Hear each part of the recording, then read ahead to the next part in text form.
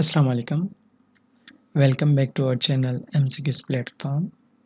जैसे कि आप जानते हैं कि पिछली वीडियोस में हमने तकरीबन आपके सारे इंस्पेक्टर इनलैंड रेवेन्यू के एक्ट्स तकरीबन क्लियर किए हैं। उसी तरीके से हम अब ये स्टार्ट कर रहे हैं डेफिनेशन का कंसेप्ट या कैटेगरीज, ठीक है ना, जिसमें हम सबसे पहले आपको सेल टैक्स एक्ट की हर डेफिनेशन मतलब सारी डेफिनेशंस हम कवर करेंगे और उसके हर एक डेफिनेशन के बाद हम आपको एमसीक्यूज भी क्लियर करेंगे।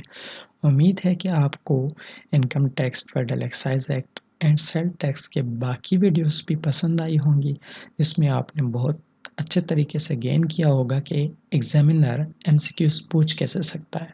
उसके अलावा मैं आपको डिस्क्रिप्शन में हमारी वेबसाइट mcqsplatform.com के नाम से जो हमने बिल्ड की है, उसमें आपको सारे सिलेबस मतलब इंस्पेक्टर इनलैंड रेवेन्यू का जितना भी पूरा सिलेबस है वो कवर होता है उसमें, अलावा इंग्लिश के। और इंग्लिश का हमने अलग से एक सेक्शन बनाया है जहाँ से आप इंग्लिश की भी तैयारी कर सकते हैं। तो अभी भी अवेलेबल हैं तकरीबन सारे क्वेश्चंस, लेकिन अब देखें एमसीक्यूज आपको तभी समझ आएंगे जब आपके कॉन्सेप्ट्स क्लियर हों। तो हमने सेल टैक्स एक्ट को अब फर्स्ट जो उठाया है सेल टैक्स एक्ट की डेफिनेशंस को। अब इंट्रोडक्शन हमने पहले भी दिया हुआ है, ठीक है ना, उसकी भी बहुत एक अच्छी वीडियो हमने बनाई हुई है जिसको आप पढ़ के तो उसका आप इंट्रो भी समझ सकते हैं, ठीक है ना।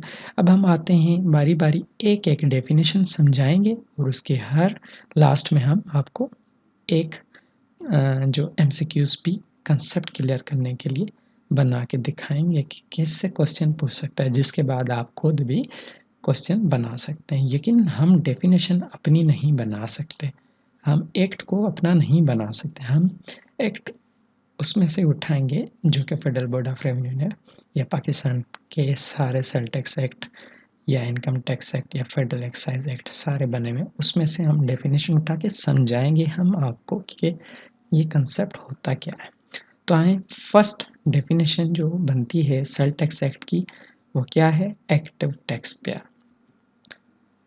अब देखें active tax payer, what is active tax payer? An active taxpayer is a registered person who doesn't fall in any of the following category.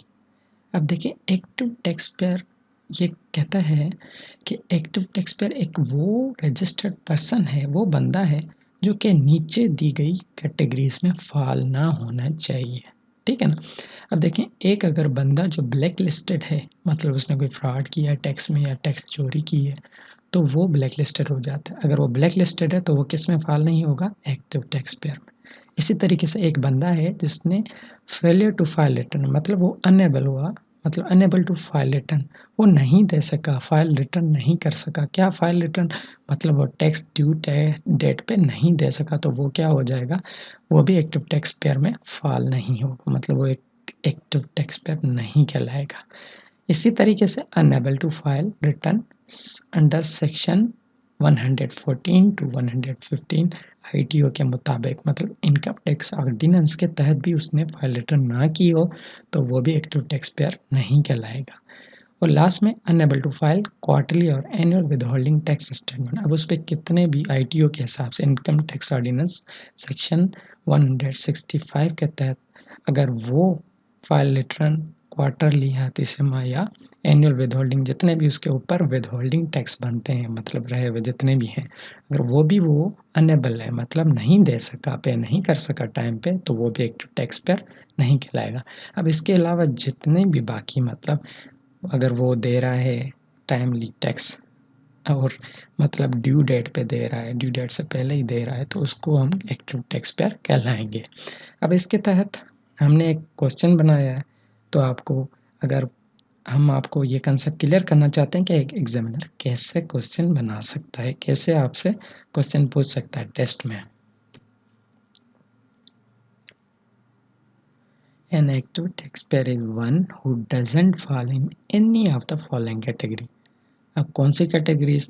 अब अगर सिर्फ और सिर्फ वो ब्लैक लिस्टेड दे दे और बाकी 3 ऑप्शन दे दे, तो यकीनन हम कहाँ मार्क करेंगे? राइट ऑप्शन, ब्लैक लिस्टेड पे। लेकिन ये वही 3 पॉइंट्स हैं जो वो दे के तो ऑल ऑफ दीज का नीचे ऑप्शन देगा, तो यकीनन हम ऑल ऑफ दीज पे क्लिक करेंगे। इसी तरीके से आपसे बाकी भी क्वेश्चन पूछे जा सकते हैं एक्टिव टेक्स्ट प्लेयर के हिसाब से। अब डेफिनेशन, अगर एक डेफिनेशन पे एक भी क्वेश्चन बन रहा है ना, तो भी अच्छी बात है कि आपको वो याद हो जाएगा।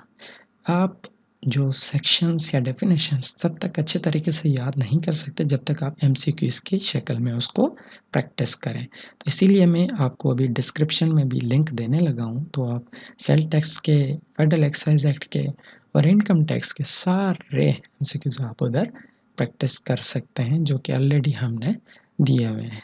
और हर डेफिनेशन के बाद अगर आप उसको रिपीट करेंगे तो यकीनन आपको अच्छे तरीके से हिफ्ज़ हो जाएंगे।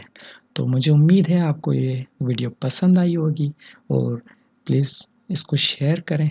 एलएम बढ़ाएंगे, शेयर करेंगे तो आपका भी बढ़ेगा। तो और लाइक करें। अगर और कोई कंसेप्ट नहीं समझ आता तो आप कमेंट सेक्शन में पूछ भी सकते हैं। बहुत बहुत शुक्रिया। अगर चैनल सब्सक्राइब नहीं किया तो आप उसको भी सब्सक्राइब कीजिए, ताकि आपको आने वाली हर डेफिनेशन, सेल टैक्स की, इनकम टैक्स की, फेडरल एक्साइज एक्ट की, fiscal policy of Pakistan, tax administration and reform in Pakistan, वो सारे आपको मिलती रहेंगी। तो आप बारी बारी उसको पढ़ते जाएं और अपना कंसेप्ट क्लियर करें। Best of luck. Thanks a lot for watching this precious video.